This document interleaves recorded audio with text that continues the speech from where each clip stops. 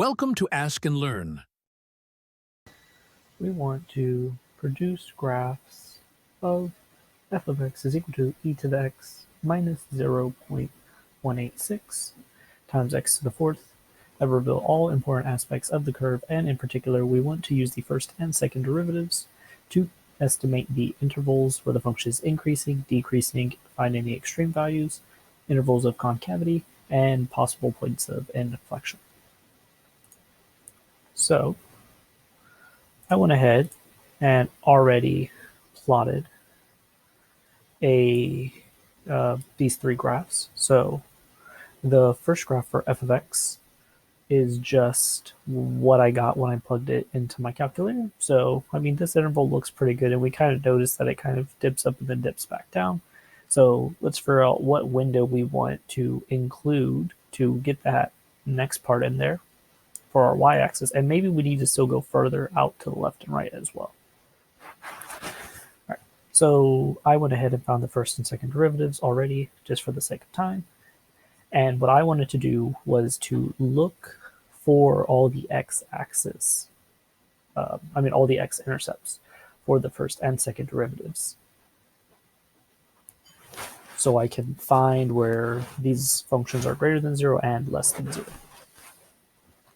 So for the first derivative, remember when this is strictly larger than 0, this tells me where the function is increasing. So let's go ahead and figure out what these intervals are.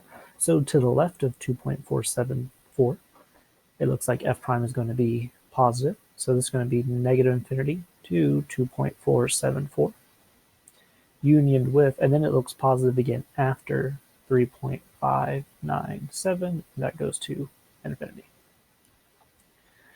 Now, we know if f prime of x is strictly less than 0, this will be when the function is decreasing. And there's only one interval for that, and it's going to be 2.474. Let me draw that a little bit better. So 2.474 to 3.597. Now we can go ahead and say whether these are maxes or mins.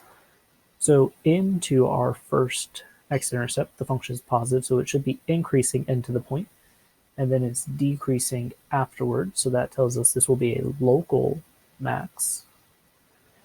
And for our other x-intercept, well, it's negative, so the function would be decreasing into the point and then increasing after. So this here should be a local minimum.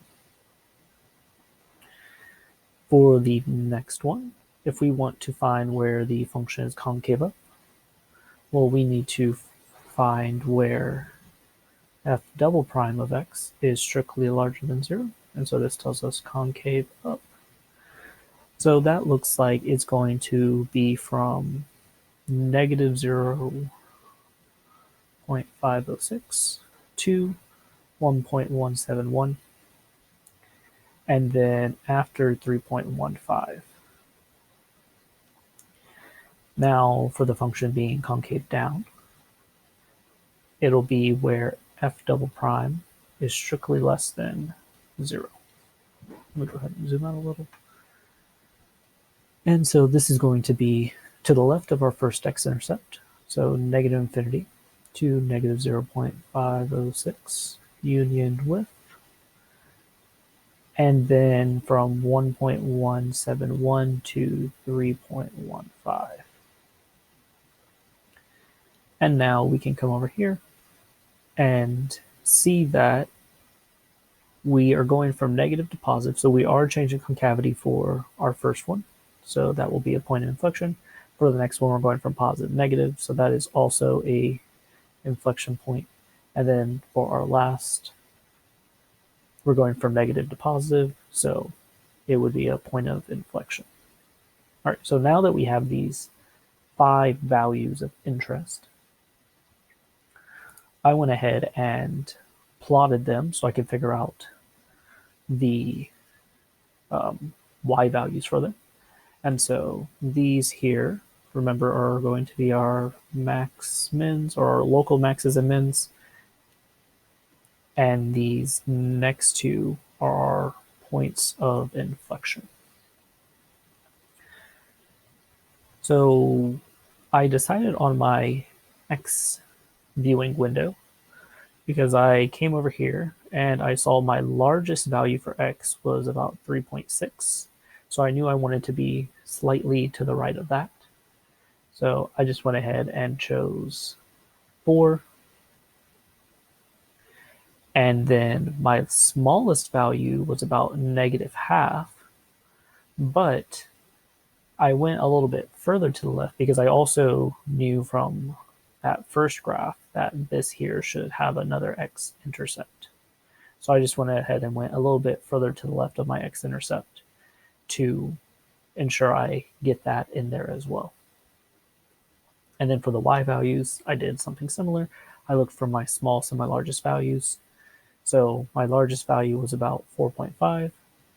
So I just went slightly above that to 5. And then my smallest value was about 0.5. But I wanted to also include that y-intercept over there. So I just went ahead and went slightly below the x-axis to -2. So that was my rationale behind my viewing window.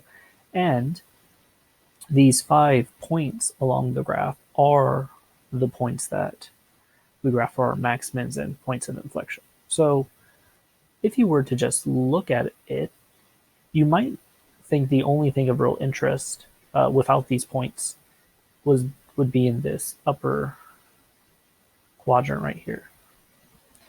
And you may have overlooked that these 2 points are actually inflection points, especially from the first graph, because it kind of looks like it just is a straight line from about -1 to 2, and then it raises up and then falls back down. So if you were to just look at the graph without figuring out where the points of inflection are or estimating them, you may have overlooked those 2 points.